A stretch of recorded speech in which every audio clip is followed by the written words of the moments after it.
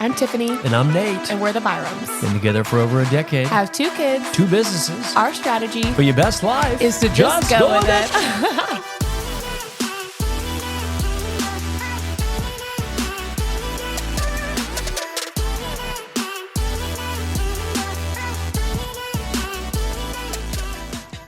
This is a good one. All right.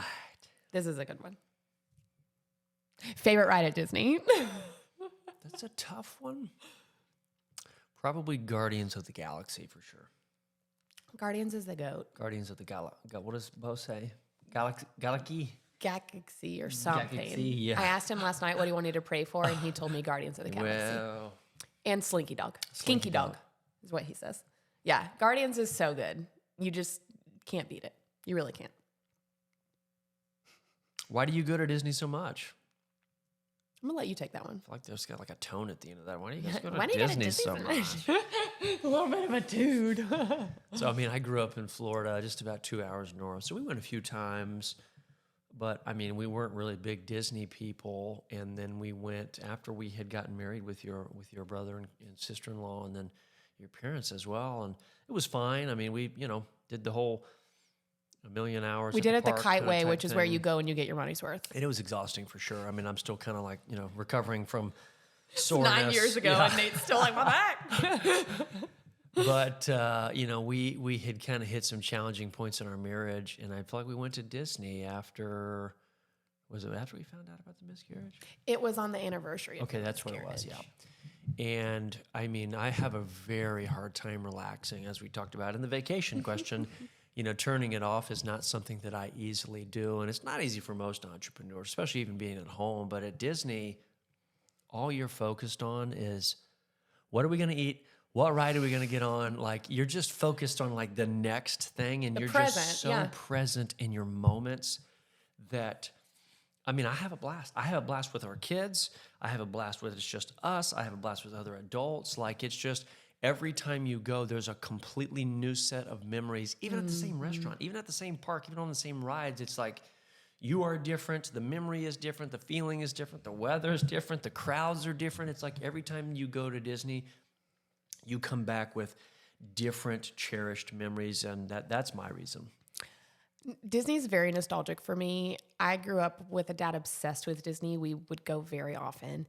And so I cannot go to Disney without shedding a tear at some point during the trip. So in a way, it's like a way for me to connect like my past family and like my present family. That sounds weird and probably deeper than you wanted me to get with this answer. I love it. But we love it. It is my happy place until I die. Truly. Favorite Disney restaurant? Come on the Disney train. I like it. Yeah. We did get several Disney questions in a row. I mean, shout out to the McKees. Yes. They told us about a place called Yak and Yeti when we were there, and it's in Animal Kingdom, and I just love Animal Kingdom. I really do. I don't know, something about it. Anyway, that was the first time we went. Well, we've been like twice now to Yak and Yeti, and man, it is just a cool atmosphere. I mean, great, waiters and waitresses, and I get this steak. It's like a piece of steak and shrimp with fried rice and white sauce. So it's like a Japanese dish, but like you would get at hibachi or something. But man, it's good. That's a hard one. I would say I love Tony's, Mama Melrose's. Classics, yep. Like, those are some I grew up going to, and so they will always hold true. But a new favorite is the Plaza restaurant right there on Main Street. Don't share that secret now. We don't want people. Well, I have a very strong core memory there because we went to dinner there on the 15th anniversary of my dad passing away, and we timed it great. We did not know we did this when we planned this, but we had a reservation at 7:45. Yeah. The Magic Kingdom fireworks are at 8 o'clock. So our waiter was like, hey, once you order, you guys are more than welcome. We have like a roped off area if you want to go stand and watch the fireworks. Just for you, VIPs. Just for people that eat here. And we were like, oh my gosh, well, this is fantastic. And I just remember that night holding Bo. I think you had Sadie, I had Bo, watching these fireworks. And guys, I boohoo, okay? I am she a sure does. sap when it comes to fireworks. I get it honest. My mom is the same way. My mom will like hyperventilate, cry. So it was just like thanking the Lord for how far he's brought me. And, you know, so that will always be that's a good one. Topolino's is another great one. Oh, yeah. Breakfast, lunch, and dinner for sure. Yeah. We can't go there for dinner without Bo asking where Mickey Mouse is because it's a character breakfast. Ooh, this is a good one. Your life seems perfect. Is it really? Yep, sure is. Yeah. That's all she wrote. On to the next question, please. No, I mean, I'm sure it's super easy for some to wonder and ask that question because, I mean, we live a fun life. We are very happy people. You know, I mean, the Lord has blessed us financially to where we can do these things. And I know that, you know, others are in different stages of their life. Things we don't take lightly. But no, I think what we're seeing now is like proactive. It's years of, you know, working, it's years of growth, it's years of personal development to where now, I mean, we kind of have a rhythm and a framework by which we operate, and that works for us, you know, and I think we haven't really compared or, you know, tried to be anybody else except for us and create what works best for us. And I mean, that's from goals, to our intentions for the year to, I mean, our expectations of how we want to spend holidays and how many vacations we want to go to. I mean, we've literally talked and communicated about, hey, I mean, there are people out there that are traveling from Bali to here and they just have a blog and they're making money and traveling. And it's like, you know, I mean, other people, and I hope that maybe we can give off this impression too, but you can create the life that you want. You just have to, you know, think about it, dream about it, write it down, you know, continue to look at, you know, this. And I feel like, you know, your life is what you want it to be, and you can create it to be. And we're living proof that no, it's not perfect, but you can create the life that you want.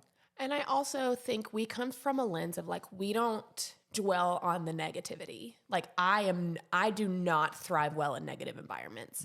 So we just choose to see the good in any situation we're in. So it is a very much like, yeah, this might not be a perfect situation, but either it's not going to last forever because everything's a season, or we're just going to choose to like make it through this. Like, so yeah, it might not be perfect or it might appear to be perfect, but that's because we are going to have a positive outlook on it. Always. Oh, yeah. Always. Always. Biggest pet peeve about the other? You're perfect, babe. I don't have anything. Shut up. Mine would probably just be you thrive in a chaotic, messy environment, and I would have the house show ready 100% of the time. Just in case, you know. I'm trying to honestly think about. I'm just too darn handsome. You are. I'm sure that's annoying. I would say, just because this has caused issues in the past, you don't always listen. Like if I do not have your pupils looking at my pupils, 9 times out of 10, you are not listening. Yeah, babe, we talked about that. No, we did not. Yes, we did. No, we had a full-on conversation. Well, I don't remember. Just because you don't remember doesn't mean it didn't happen. I would say that's most men too. So, you know, blame it on Adam. Yeah, we can blame a lot on Eve, but we can also probably blame that on Adam. But yeah, probably that you don't always listen. Sorry about that. I'm getting better. No babysitter. How do we do a date night? So if you don't have a babysitter, because I know kids is very challenging, that's the number one thing. I feel like when I'm talking with somebody, it's like, you know, do you have a date night? Well, no, you know, we got kids. That does add a different layer. It does, but I mean, we haven't always had a babysitter that comes to watch the kids. Yeah, that's a new thing. Yeah, the last 6 months, really. So, I mean, for us, it was, you know, Thirsty Thursdays where after the kids would go to bed, and even before kids, we started to kind of get and trained ourselves in this mindset of like, we'd sit out on the back porch with some LaCroix, we'd make some mocktails, we'd, you know, make milkshakes, we'd have like fun glasses and cups, we may play a game. It morphed into like, you know, Sunday night kind of type deal where we would sit on the couch together. We would play Uno and board games together. I mean, I think a date night looks very differently. A date night looks like you being intentional with your kids time. to bed and have a candlelight dinner. Yeah. Like order And if you have to, but like, I think date night is just setting aside undivided time where it's like you can ask questions and talk like you're on a date. That's really what it is. Yes. Some of our date nights have been over a box of pizza from Marco's Oh, yeah. Pizza, literally. Pizza Like, bowl, shout out to Mark. yeah, shout out to Marco's. What can we do right now to start down a better path in our marriage? I feel like that was kind of like the question a couple of questions ago, but go to work on yourself. Go to work on yourself. You want better, you want more. I am recently just reminded of this, of like, as you start to work on yourself, putting good things in your mind, exercising your body, eating good things, having healthy routines of reading books, reading the Bible. We're doing a 365, read the Bible in a year plan right now. It's been incredible. Shout out to Tara Lee Cobble. Oh, yeah. Hello, Bible readers. Hello, Bible. Yeah. Hey, Bible readers. She's so cute. She really is. But go to work on yourself. That is, to me, the number one thing. If you want to start down a better path, you can't change. You can't step into the marriage that you want unless you are the person that basically, you are the person that allows that marriage to come to fruition. Fill yourself with good, good will come out. Fill yourself with bad, bad will come out. Really. Oh, yeah. So, how to support, this is a good one because I get asked this question often just because of the nature of Nate's line of work. How to support your spouse who's an entrepreneur. I think give a lot of grace because there's not a roadmap for what he's doing, okay? Especially an entrepreneur where that's the sole income. Yeah, like I stay at home with our kids. I own my own business, yes, but like he makes the money in our home, okay? So give grace because again, there's not a roadmap, and the roadmaps we have seen people write for what he does do not look like what we want it to look like. Yeah. So there needs to be grace there. But also I very much remember when he sat me down and had the conversation of like, I want to start my own like mortgage team. And I said, all right, like, we'll put all our eggs in this basket because I fully believe in you and I fully believe in what you can do. That was 4 years ago. And that was going from like guaranteed income to like commission to only. like, literally like, his first day as an official like loan officer. I don't know what like the COVID. Yeah. Was April 1st of 2020. Ooh. We had just found out we were pregnant. COVID had just happened. So it was just, all right, Lord, we got to trust. We got to trust you called us here. Jumping off that diving board, baby. Truly. But just give them grace and show up by like, you're doing a great job. You're a good man. I believe in you. When you don't know, come back to home base and we will let you know you're doing a good job. Well, and I honestly want to ask a follow-up question of like, what can entrepreneurs do to support their spouses? Because, I started down this entrepreneurial path the wrong way. And I just didn't know it, but it is very true. If you spend 100% of your time and energy, like Michael Jordan, Tiger Woods, and some of the absolute greats, you spend all your time and energy and focus on one particular area of your life, you're going to get that six pack. You're going to become top 3 athletes in the world. Like you are going to achieve levels of success in that particular area that nobody else does. But the problem is Michael Jordan now I'm reading is just starting to develop a relationship with his kids. And he's old, man. Mm-hmm. So I think the biggest thing as entrepreneurs is like slow the race down, slow down what you're doing, slow down your mind, and begin to focus on other aspects of your life, including your business. And I don't think, it does not mean you can't work hard, you can't put in a lot of hours, but for me, I think I've just proven I've made more in income last year than I ever did. We took 6 weeks vacation. Our marriage is in the best place that it possibly, my relationship with my kids is in the best place. Like our finances are in the best place. My health is in the best place. So as I'm achieving success in one area, I'm also achieving success in all these other areas that I'm putting forth time and effort into. But there have been other people that have, started after me that have grown their business bigger than me. They've closed more loans. They've built bigger teams. They've done this in a certain amount of time. But they forgot about the one that's supporting them to get there. Their family life. Yeah. I mean, that's what people don't tell you. That's what entrepreneurs. That's what's not preached and not shared about. Is like it's slow growth, that's sustainable growth. but why not achieve a milestone in your business while you're like, man, I'm so thankful that I got a relationship with my kids. My health is in the best place. Like, I mean, I started down that path, and I think that for me is like how an Yeah, the beginning of this entrepreneur, was not easy. how an entrepreneur can support their spouse is like, don't forget about them. And I'll give you this one quick example. Earlier on when I'm like, man, I want to make a lot of money, I want to be successful. Like I just, all these things. I heard this guy, it was Instagram. I was just scrolling through it one night, and he was just like, I told my wife, if you could just give me the next 6 months, just to put our heads down, just to work, let me build this business, let me achieve this goal, let me do this thing, then I'll come back to you. We'll focus on our marriage, and we'll kind of start down another path from there. And I was like, oh my God, I literally just said that to Tiff like 2 nights ago. And obviously he was saying that because that was a stupid thing to do. Like, don't just say, hey, just give me a hall pass for 6 months. Let me go do my own thing. Then I'll come back to you. It's like, that's a way to build resentment. Yeah. And that's when I feel like my mind was open. I was just blown to the fact, oh my gosh, I've got to do this differently. Like I have to slow things down. And if that means my business grows at a slower pace than other people around me, so be it, because I would put my marriage, and there's nobody that's taking 6 weeks vacation, I can tell you that, but I would put every aspect of my life, my fitness, our finances, all these different things, I would put it up against many of the people that I know, because we've focused on growing slowly in every year of our lives. Yeah. Ooh, this is a tough one. This is a funny one, but it is true because I actually have been asked this. I'm so sorry, gentlemen. If you're listening to this, just skip on to the next. How can I get my husband to be more like Nate? I mean, well, the truth is you can't. I mean, there's only one and only.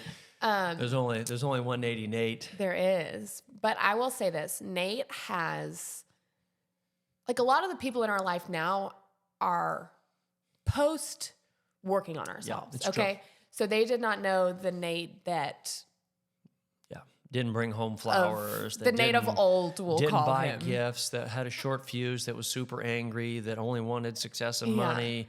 Like, yeah. But this Nate that you see here, the very ruggedly handsome and sexy man you seeing right here, has done so much work in who he is as a person and breaking generational curses, like breaking trauma he didn't even know he carried. So like,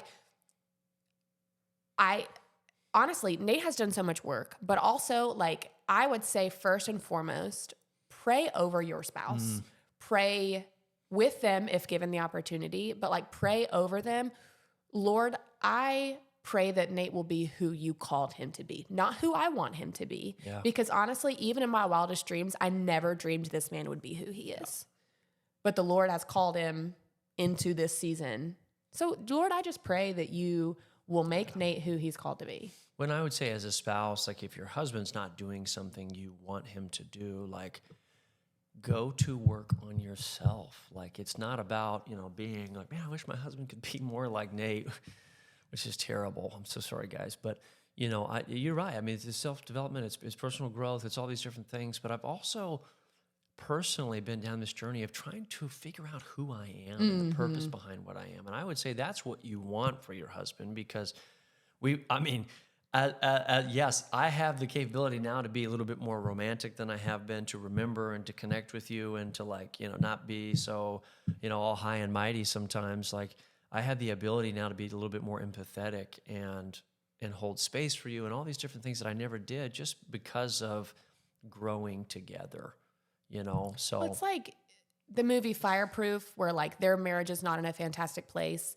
And I think she starts the love dare, if I remember correctly, which is essentially you just loving on your spouse.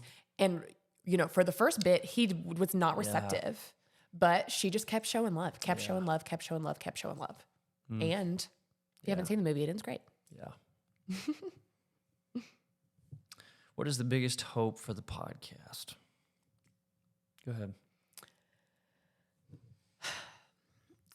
I just want someone to feel like they're not by themselves, because there was many times in the early years of our marriage that I felt really isolated, that I felt like, well, no one else is struggling. Like I was looking at like my brother and his wife, which is so funny, but I was like, well, their marriage is perfect. And I remember the first time she told me, oh, well, Matthew and I were struggling the other day about this. And I was like, oh my gosh, they're not perfect.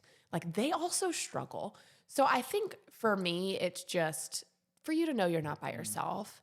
And there's like a quote I've seen many times, but it's like your roadmap that you've walked could be someone else's survival guide. And that is kind of the way I live my life. I live my life very openly for that reason. Because if there was something like this kind of resource for us 6, 7, 8, 9 years ago, I would just be really curious where we would be.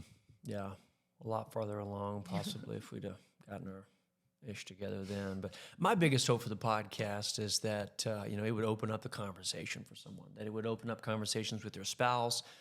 It would open up conversations for you to reach out to either one of us, either on our personal pages or on the podcast or email, or if we know you, text us, whatever. Because like you said, you're not alone. And I have found in my journey, the most successful people are the ones that are willing to share their secrets with you. They're like, yeah, I'll tell you what I did to make $1 million. Yeah, I'll tell you what I'll do to have the best relationship possible. Gatekeep, yeah. They don't. And it's like, you don't realize, and we didn't necessarily grow up in the age of like the technology that we have now. But I remember in college getting my first iPhone and surfing the net on Google, and even after that, realizing that every single question that could possibly be asked, there is a video, there is a blog, there is a news article, or there is somebody that has been to where you are, or was there and has moved past it, or is currently working on something that you're working on. So it's like, that you would reach out, it would open the conversation with someone of like, truthfully, your marriage can be the best foundation. It can be the best life-giving, part of your entire life. It really can, and that's what it is for us. And that's a super, super big hope for me. Well, and that's like, for me, we've talked about breaking the stigma, but also I feel like there's a stigma around being married of like, it's boring. You settle down, I don't want to trust one person forever. Like, I don't want to give my all to one person. Yeah, We got that recently. Yeah. Like, if I'm giving my all to somebody, like, what are they giving me? Yeah. But that is like, marriage is the coolest thing. I have done more since we have been married than I ever thought I would. Like, settle down has not. Yeah. I feel settled because I'm like safe and taken care of, but like the sense of adventure has only grown. Yeah. Thanks for your questions. Thanks for watching. listening. Please subscribe to our channel. Please subscribe to our podcast so you can get notifications. Follow us. If something just really means a lot to you, if something really touched you, please let us know. There's something you want us to talk about. Yes, that's very true. If you have any further questions, we are open books. We're open people. We want you to reach out for sure. Thanks for watching. Bye.